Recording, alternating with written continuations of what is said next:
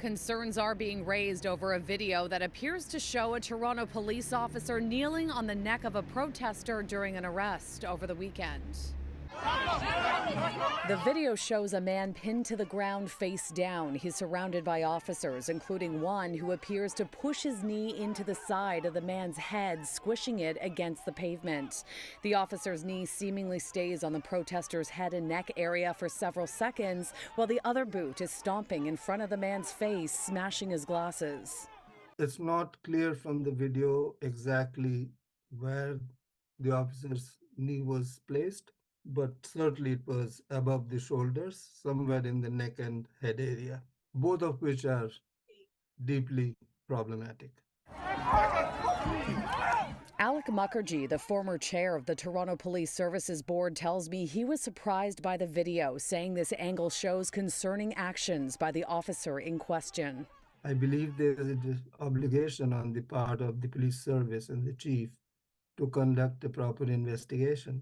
This all went down at a pro-Palestinian rally downtown on Sunday. Toronto police say the arrest was made after a man allegedly pushed a cop from behind, causing him to fall onto the street.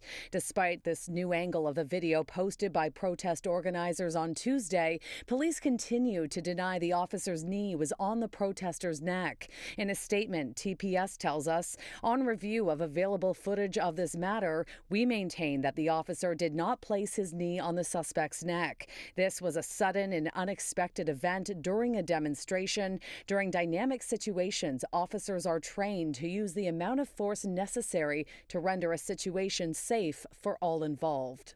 Was the use of force appropriate for an unarmed man who pushed an officer? This is the question.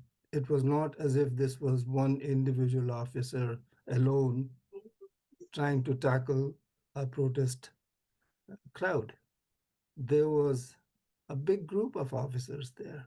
How much risk would that this person's pushing the officer have caused? The 32-year-old man was eventually taken away in handcuffs and is facing charges of assaulting a peace officer and obstructing a peace officer. As a member of the police board, I have reached out and asked for a briefing, a discussion about it. So that is my hope, is just to get more clarity about what happened. Now, since police told us the officer's knee was not placed on the protester's neck, we asked them to clarify what was happening in the video. We did not get a response to that, but we are being told all the officers were wearing body-worn cameras, which is evidence that may later be presented in court. Shauna Hunt, City News.